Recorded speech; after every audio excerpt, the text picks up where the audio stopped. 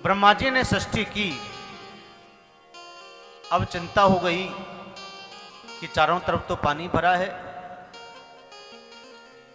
समाधि में बैठे ब्रह्मा जी को छींक आई और छींक के अग्रभाग से एक कणिका गिरा। वहीं से ही वराह भगवान का प्रादुर्भाव हो गया। बोले वराह भगवान की जय। वराह भगवान ने ब्रह्मा जी का समाधान किया। जो समुद्र में डूब गई थी पृथ्वी निकाल करके ब्रह्मा जी को देने लगे।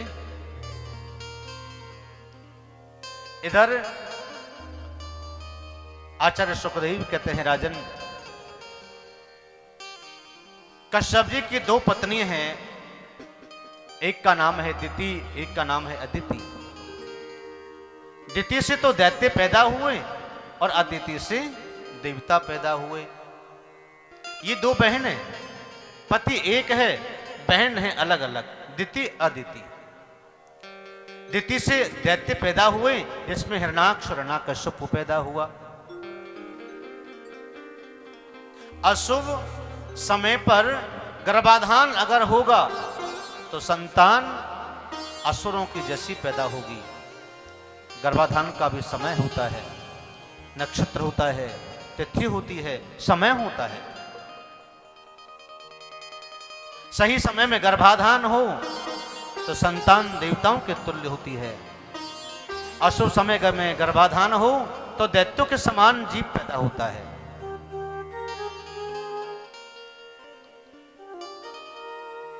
दिति के गर्भ से अशुभ समय गर्भाधान किया सायंकाल के बेला में, इसलिए दो बालक पैदा हुए, हिरणाक्ष और हिरण्यकश्यप। कश्यप ने कहा, देवी तुमको मना किया था लेकिन फिर भी नहीं मानी। सायंकाल के समय तुमने गर्भाधान किया है, तुमको संतान तो होगी लेकिन वो दैत्य पैदा होंगे। आज वही हिरणाक्ष हिरण्यकश्यप हुआ। इधर हिरणाक्ष जो है धीरे धीरे बढ़ने लगा और जैसे जैसे आगे बढ़ा और लंबा चौड़ा हो गया तो उड़ने लगा। उड़ करके आकाश लोक में पहुंच गया। अंतरिक्ष में विचरण करने लगा तो एक तरफ से आ रहे थे नारद जी, दूसरी तरफ से जा रहे थे हिरणाक्ष। ये दैत्य जा रहा था। हिरणाक्ष ने नारद जी को पकड़ लिया, आओ मेरे से युद्ध करिए, मेरी बाहों में बहुत खुजली हो रही है, मुझे युद्ध करना है आपसे।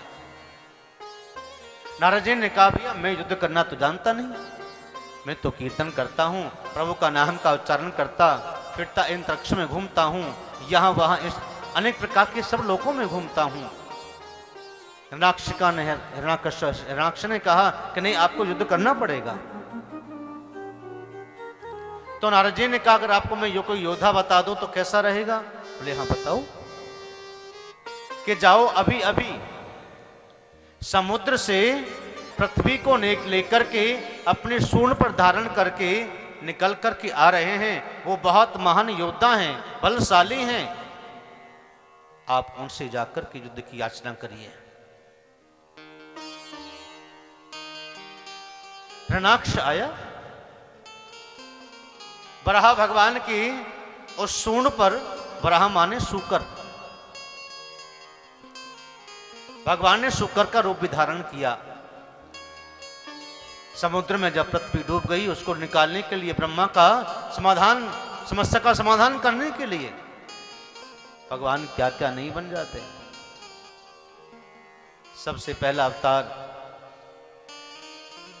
सनक सनंदन सनातन और सनत कुमारों का, दूसरा अवतार वराह जी का है। हिरणाक्ष आया और जैसे ही पृथ्वी को देख करके लेकर के आ रहे थे, रास्ते में पकड़ लिया हिरणाक्ष ने वराह भगवान को। छेड़ने लगे, युद्ध करो युद्ध करो युद्ध करो। भगवान ने ध्यान नहीं दिया, लेकिन जब ज्यादा ही छेड़ने लगे तो हिरणाक्ष के ऊपर भगवान ने अपना चक्र छोड़ दिया और चक्र ने उस हिरणाक्ष का काम तमाम कर दिया। हिरणाक्ष का वध हुआ। पृथ्वी को जब लेकर के जा रहे थे तो पृथ्वी भी सोच रही थी कि देखो मैं कितनी महत्वपूर्ण हूं, मेरा बल कितना बड़ा है, मैं कितनी महत्वपूर्ण हूं, जो मेरे बिना साक्षात भगवान का भी काम नहीं चला। लेकिन यही झूठा अभिमान है। पृथ्वी कुछ अभिमान हो गया। अभिमान का मर्दन करने के लिए भगवान सीधे लेकर के गए वृंदावन धाम उस पृथ्वी देवी को। वृंदावन धाम में जैसे ही पहुंचे तो वहां यमुना का किनारा देखा। कल कल किलोल करती हुई यमुना का वो लहरें पृथ्वी देखकर के आनंदित हो गई। यमुना किनारे पर कदम के वृक्ष हैं, जहां चिड़ियां चहक रही हैं, चिड़ियों की जैसी आवाज आ रही है आपस में वार्तालाप करने की। मोर नाच रहे थे और हंस घूम रहे थे और दादुर आपस में वार्तालाप कर रहे थे। दादुर, मोर, पपीहा आपस में वार्तालाप कर रहे थे। और सुंदर वन को देख करके, वृंदावन को देख करके पृथ्वी बड़ी मोहित हो गई। पृथ्वी ने गोविंद से कहा, प्रभु मैं तो आपके सूंड पर विद्यमान हूं, तो फिर आपका वृंदावन कहां टिका है? मैं पृथ्वी तो आपके यहां हूं ही नहीं, तो ये आपका घर कैसे बना है? तब गोविंद ने कहा, देवी ये वृंदावन तो मेरा निज घर है। महाप्रलय भी अगर हो जाएगी ना तो मेरा वृंदावन नहीं मिट सकता,